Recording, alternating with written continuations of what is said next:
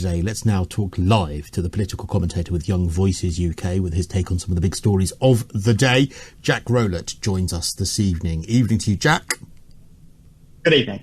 Thanks for taking the time to talk to us here on Talk TV. I was just referencing it before the news there.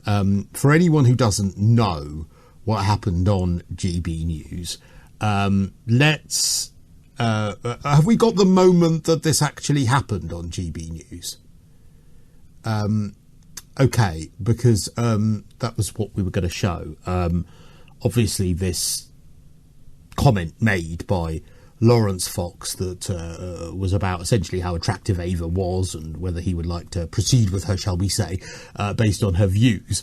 Obviously, that wasn't challenged by Dan Wootton, the presenter. Is this a proportionate response by GB News? Do you think they've done the right thing by suspending both Lawrence Fox and Dan Wootton? Yeah, I think they have. And I think, I'm surprised it's taken this long, really, given the amount of controversies that they've had. This goes back to comments that Ava Santino made on the BBC yesterday about the prospect of there being a minister for men and how she disagreed with that as a sort of prospect because she felt that people used it as a sort of culture wars tactic and as a sort of stick for hating women. And Lawrence Fox disagreed with that perspective and decided to sort of describe it in a really unpleasant way, sort of lay out his disagreement in a really personal, sexist, vindictive and nasty way. And I think that's totally inappropriate. And we have to remember that Lawrence Fox it's not like he was a guest on the show. He's a presenter as well. You know, he works for GB News. And I think it's totally inappropriate to have someone behaving in such a vindictive way as having an important role at a national broadcaster. And I think it really should have come sooner, given the way that he's previously behaved. I broadly agree with that about Lawrence Fox, but I also kind of think that how can anyone be surprised? You know, this is what you get with Lawrence Fox. I mean, it's got to be a huge shock to anyone who watches Lawrence Fox or watches or works at GB News. What about Dan Wootton, though? Because I, as a presenter myself, having to have, be the ringmaster sometimes in things like this, I've a little more sympathy for him because he was, don't get me wrong, he was wrong and he should have balanced it and he should have said, you can't say that, what makes you think you could bring that into the conversation, Lawrence, to justify yourself. He didn't do that. Is that worthy of a suspension? Well, I think we have to bring in the extra context, which is that there's screenshots that have been going around social media of the conversation after the show between Lawrence Fox and Dan Wootton, where Dan Wootton sends a load of laughing emojis about it and sort of makes light of the comments that Lawrence Fox made. So I don't entirely believe Dan Wootton's statement that he sort of didn't find it at all funny and he was just trying to move on with the show and that it was all just a big error of judgment. I just don't believe that. And I think actually when you have, even if it is an error of judgment, when you have one as serious as this, I think it absolutely is the right thing to do to take him off air and to investigate and to listen to all sides and to explore it, to determine exactly whether he was at fault or not. So I think it is exactly the appropriate thing to do. I think, you mentioned that, you're not surprised to see that from Lawrence Fox. I'm not surprised either, but I think we really should expect better from a media channel not to be having people like that on as presenters in the first place. GB News' original sort of mission statement was that it was going to sort of break outside the Westminster bubble and report on different parts of the country. I think that's a good thing, but instead they've got absolutely bogged down in conspiracy theories and controversies. And I think there's a real danger that GB News ends up destroying itself by empowering people like Lawrence Fox and Dan Wootton and not moving on with its original mission statement. It's increasingly becoming a joke television channel. See, I've got mixed views again on that because whilst I disagree with a lot of the content on GB News, I also worry that if you allow some of the stories they cover to fester and not be covered, then they end up going underground and they become bigger conspiracy theories than getting it out in the open and challenging them. And so I'm not saying that they do that perfectly, but I I'm always of the mind, and perhaps naively, that, you talk it out, you have it out, you respect people's views, and if they've got a ridiculous conspiratorial opinion, then you shame them. You with evidence and with facts, you point out where that opinion is wrong. I'm just looking at the text now that you're referencing to, and Lawrence Fox texted Dan, if we are to believe that these are genuine, saying, "Making you giggle is my weekly joy." So this is Lawrence saying to Dan that he's giggling. And Dan sent back, and there were a couple of laughy emojis afterwards. Dan wrote back 3 laughy emojis saying, "You can imagine them freaking out in the gallery!" ! And then Lawrence said, "So much fun, kiss, kiss," afterwards. These weren't sent after the show. These were sent during the show. Does that have any bearing on Dan's reply? Again, sort of texting in between on the break and stuff. Maybe he wasn't that considered in his reply. Yeah, I mean, it was after the segment, though, right? So I think I just can't understand how you wouldn't notice that.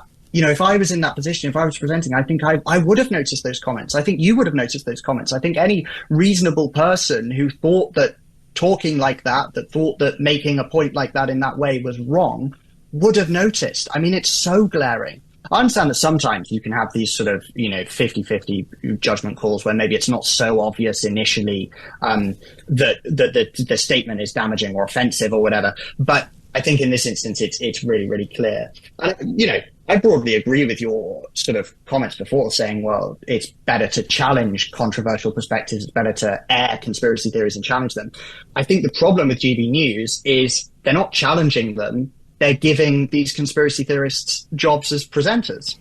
And I think the job of the presenter is to hear both sides and to hold different sides to account and to platform different sides. Yeah, but a presenter, this is a really interesting conversation actually about the role of opinion-based broadcasting, because the presenter can still have an opinion. I agree with you. I mean, I have opinions on things, but I believe it's my job, whether I agree with the person or not, to hold their opinion to account. Sometimes I get a lot of text saying, "Oh my God, you're so woke," because I'll have someone on that maybe is centre-right as well, and I'll take the left stance because that's, as far as I'm concerned, that's my job to do that. And also it's my job to help them, because if their opinions can't be scrutinised, then their opinions aren't worth an awful lot anyway. So I think it's really important to hold those opinions to account. So I don't think it's wrong to have opinions. I don't think you need to be solely the moderator when you are the presenter. But I think it's important to remember the principle of, even if you agree with the person that you're on with, you've actually still got to challenge them. And I wonder if that's where sometimes they're losing their way a little. Yeah, I mean, I think you've hit the nail on the head there. I think too often on GB News, these types of presenters sort of, it descends into monologues about their opinions, or they're sort of using their guests to promote their own opinions rather than sort of presenting the counter argument or playing devil's advocate or allowing both sides to sort of air their opinions. It feels like a real way of promoting their conspiracy theories, and that's the main aim rather than informing. Because absolutely, everyone's got opinions, and, you can't get away from that, whatever platform you're on. But I think it is really important, as you say, to really use it as an opportunity to inform and to hold both sides to account, as well as accepting the fact that you have opinions and that in lots of cases it will be appropriate to share those as well. Okay, let's move on. I'd like to talk about this horrific stabbing in Croydon. Obviously we need to be careful because an arrest has been made, and obviously we don't want to prejudice any proceedings. But on a general level, I'm sort of joining the dots here tonight, saying that there is a problem among young men that we have at the moment in our capital city, and I think across our country, in as much as that too many of them are getting their status from wanting to carry a knife, be violent, perhaps be misogynistic, we can talk about violence towards women as well, and that this is a problem that is spilling into so many areas of society. And I don't know whether it's unfashionable to say that there's a crisis among young men, but what's your analysis? Do you think that that's a fair comment? Do you think that's one of the knife crime epidemic is a symptom of that? Or do you think that there are other reasons why it might be? I think it's a broader symptom of what happens when you sort of strip away the safety net, really, the social safety net. You know, we've had huge cuts to youth clubs over the past sort of 15 years or so. We've had huge cuts to after school clubs, we've had huge cuts to schools. And I think really it's those early years where you need to take preventative measures when you're actually teaching children, and that's how you stop them from sort of taking the wrong path, if you like. And too often now, because there aren't those interventions in place anymore, because so many different parts of the state are so overworked and understaffed, whether that's the police or social services or schools, you end up with a lot more people slipping through the net. And I think it's created a situation where our cities don't feel safe. And it's such a horrible position to be in. I don't think it's reported on enough how horrible it is to be in a country where you go out and you don't feel safe. You know, I've seen it myself. I've been, you know, threatened lots of times just out. I live in Nottingham, and it doesn't feel safe here. The streets do not feel safe. You are worried about knife crime. You are worried about being mugged. You are worried about what happens if you are, and then, you know, there isn't the state capacity to take these crimes seriously and to investigate them. It's just a massive mess, to be honest, and it's getting worse and worse. See, I would argue it's wider. Firstly, one thing you haven't mentioned, by the way, is the home.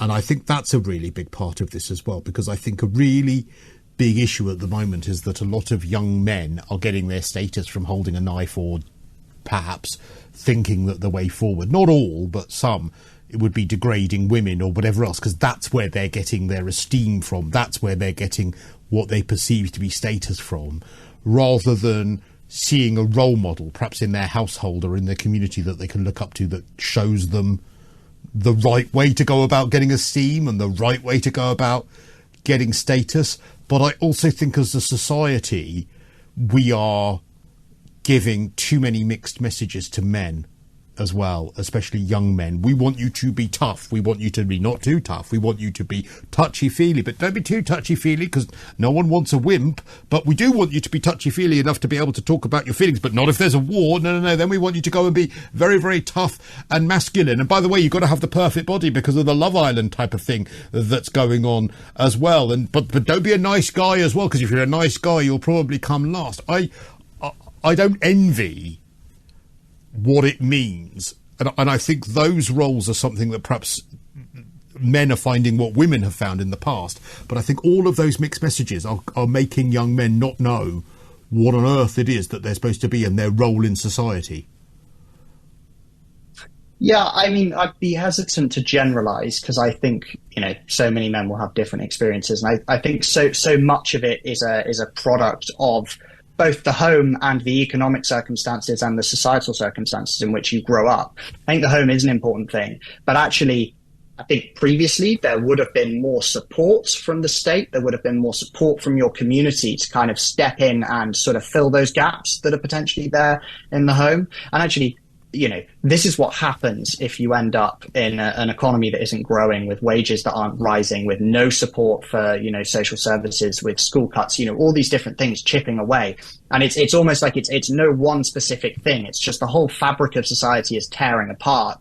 And this is a symptom of that, rather than a sort of crisis in masculinity. Because I think you can look at, you know, other problems that lots of different groups of it are experiencing at the moment. And it feels like we're at a point of societal crisis. Yeah, but no other group are killing each other, but also killing themselves in such numbers. I mean, that's why I think as well, because of this false status, that's why the suicide rate is so high among men. So it's not just that they're turning their violence outwards, they're also turning it inwards.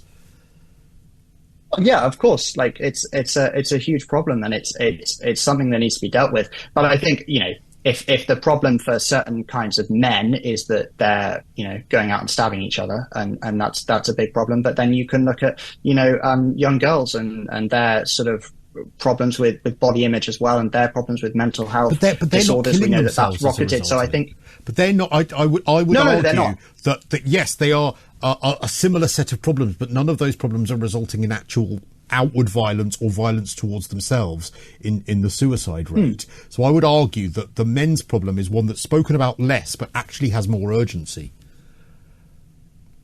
Well, I wouldn't necessarily say that it has more urgency, because I would say that they're it's sort of hard to compare them, really. You know, you've got a massive crisis among young people in general, I think, and I think it's that they're a symptom of what happens when you strip away support, of what happens when you don't have a strategy for dealing with these things, of what happens when there isn't enough support in the home. And I think it's manifesting in different ways among different groups of people. But actually, you have to solve those root causes, those fundamental problems, rather than I think making it a sort of real gendered issue of sort of making generalizations about men in general, or women in general, because I think it's fundamentally a societal problem. It's a problem in terms of the support the state is offering, the problem in terms of the seriousness with which we take crime, not very seriously now. I think it's so many different factors coming together, and we need to solve all of them. You're right to point that out. It's almost, I've described it before as the sort of worst cake mix ever. I mean, there are just so many ingredients to it that you can't just take one. There are probably 10 different factors. But my worry is, I've got a real worry that we are not dealing with it as urgently as we should. Listen, that's all we've got time for. Those are the only two stories we've got time to cover. Really interesting discussions with you, though. Really appreciate it. Jack Rowlett, who is the political commentator with Young Voices. Coming